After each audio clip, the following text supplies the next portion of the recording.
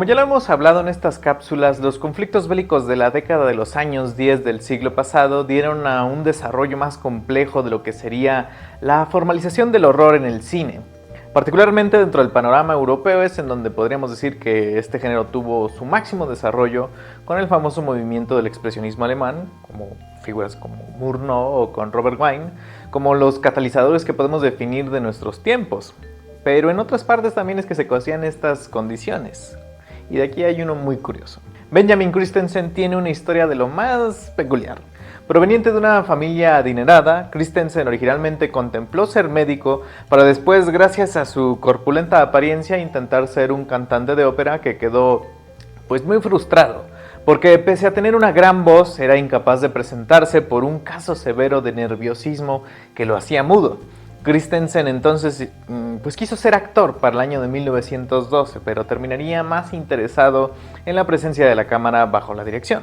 A partir de esos años, Christensen terminaría entregando películas bastante taquilleras dentro del cine danés, algo que le terminó por llamar la atención de Charles Magnusson, el productor sueco de la Svensk Film Industry, quien le prometió completa libertad creativa si firmaba con ellos para su próxima película.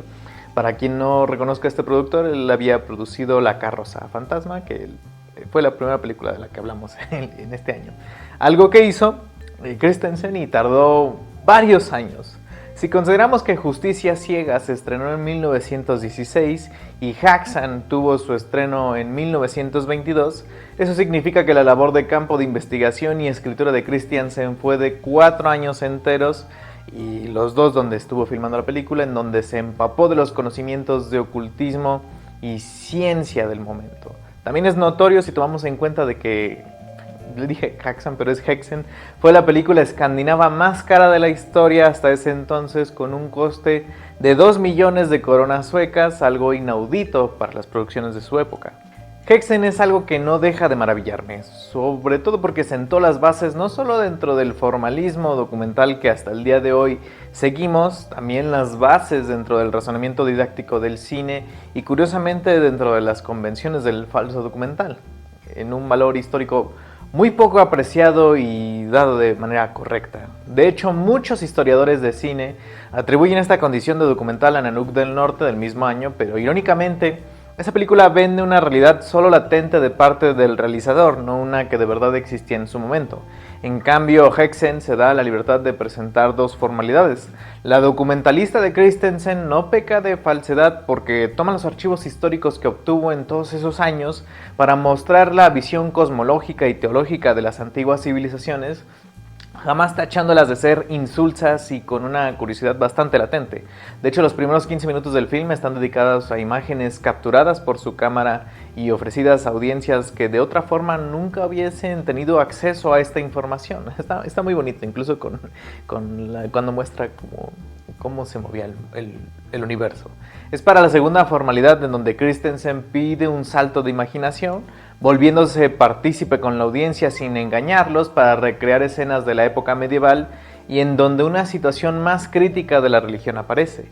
Häxan, curiosamente, es una película repleta de una necesidad de impulsar escenas de absoluto horror y violencia, de desnudos y de un deseo sexual inaudito para el cine mudo, para ofrecer una ventana de percepción al pánico moralino de la época medieval, en donde constantemente las mujeres eran ofrecidas a una estandarización del temor a la iglesia con el fin de controlar a las masas.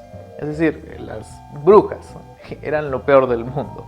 Y al hacer esto pinta recreaciones estrafalarias de demonios y de orgías, de encuentros con lo profano y que son absolutamente horrendas y morbosas, pero no tan horrendas como las aproximaciones de Christensen a la iglesia en sí, quien no deja de verla como hipócrita y una visión malsana de que ofrecía una senda de violencia justificando demonios que, si bien vemos a escena, pues no son reales.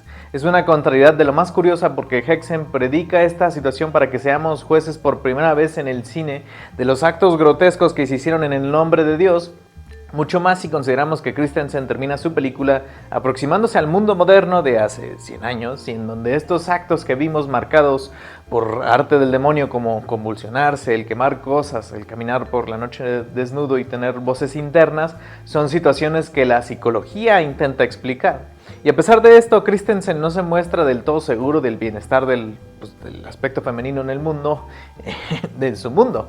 Solamente habría que considerar las últimas escenas de Hexen, con una mujer que entra a un baño cálido y tranquilo, interpuesto con mujeres quemadas en la hoguera del pasado. Esto es un entendimiento de que podría convertirse, y que de hecho lo fue, es otro control para la frustración de sus libertades.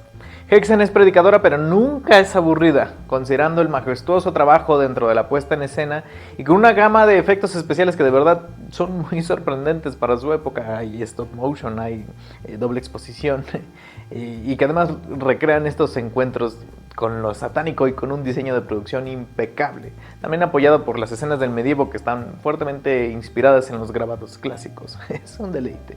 Hexen terminó siendo un éxito de taquilla en Dinamarca con su estreno el 18 de septiembre de 1922, con los críticos que defendieron la película por sus valores de producción y afirmaciones históricas, pero no siempre fue bien recibida, de ahí que sea una película muy olvidada. En Copenhagen, el periódico Bet publicaba una nota en donde pedían sacar esta película de los cines.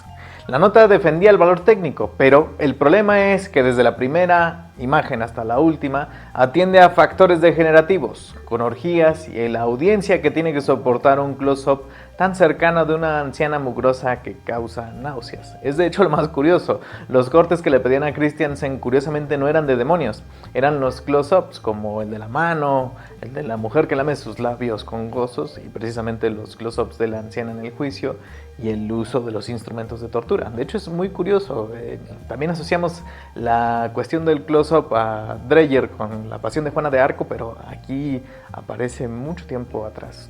En Dinamarca fue defendida por el biólogo Wilhelm Dukexson y el psicólogo William Christensen, perdón Dinamarca, perdón daneses, pero el periódico Bet seguía mencionando este encuentro, criticándolos, diciendo que la audiencia popular no la ve de la misma forma, para ellos atienden sus instintos principales. La pregunta que les hacíamos es cómo una película así pudo pasar la censura. Hay demasiados desnudos, la pantalla se llena de siluetas y encantos, pero no es la desnudez lo ofensivo, es la perversión satánica y la crueldad que se vuelve parte de la quimera de la humanidad.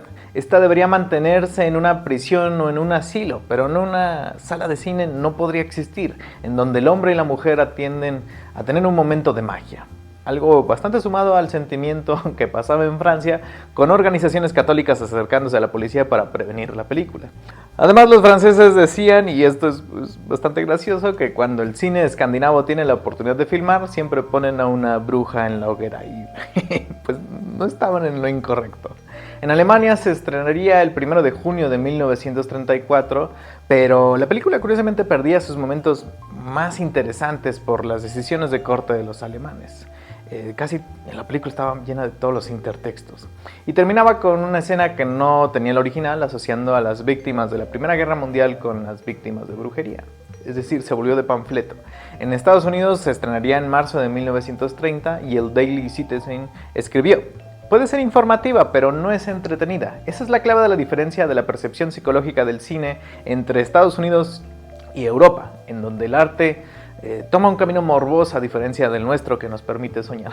O sea, literalmente estaban diciendo que Estados Unidos hacía cine pues sin gracia, sin ninguna apariencia compleja.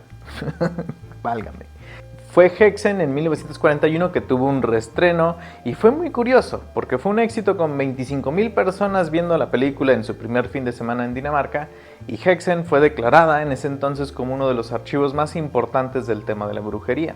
Su controversia limitó su alcance taquillero, también afectando la posibilidad de Christensen de poder realizar sus secuelas que eran sobre los santos y los espíritus. Los santos era una investigación de la histeria religiosa, con los santos teniendo estas visiones febriles, e incluso llegó a ser un poco filmada. Incluso la de los espíritus es mucho más compleja, en donde buscaba conseguir mediums de todo el mundo para por fin capturar un espectro en la imagen. Christensen desgraciadamente pues no filmaría de la misma forma. Volvería a Alemania para hacer una película y después tomó una oferta de parte de MGM para filmar 4 películas en Estados Unidos, sin mucho éxito porque realmente él estaba peleado también con la situación del cine sonoro. Después regresaría a Alemania para filmar 2 películas y desgraciadamente Benjamin Christensen pues abandonó la carrera de ser director para ser el encargado de un cine. De hecho, precisamente el estreno de Hexen en 1941 fue para obtener este certificado y poder tener su cineclub, lo cual es muy curioso, porque abandonó estas intenciones cuando ciertamente era una de las personas más sugestivas en la cuestión del lenguaje cinematográfico y de las capacidades que este tenía, porque pues a pesar de que no se le da crédito, fue uno de los pioneros del documental y del falso documental, y estaba deseoso de siempre darle una bofetada a la religión. Es un ídolo.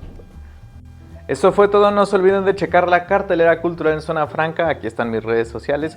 Ya va el especial de Halloween, donde vamos a tener 31 reseñas, me imagino que ya va a ser la próxima semana porque ya va a empezar octubre. Y también tenemos un club de lectura, en donde vamos a repasar la Feria de las Tinieblas, ahí lo pueden checar en mis redes sociales. Y Hexen es una película que gracias a todos los infiernos se puede ver de manera gratuita en YouTube. De hecho es la versión restaurada del 2011, la cual vale mucho la pena. Y también si pueden buscar a Guillermo del Toro platicando de la película, porque es una de sus grandes influencias. También no mencioné eso, pero es una película muy influyente en el terreno del horror, y una de mis influencias favoritas curiosamente es la de Jack Kirby, uno de sus personajes que hizo para DC Comics, que es Etrigan el demonio, el cual pues si ves la portada de Hexen, luego dices, el maestro Kirby se lo pirateó, pero se le perdona. Nos vemos.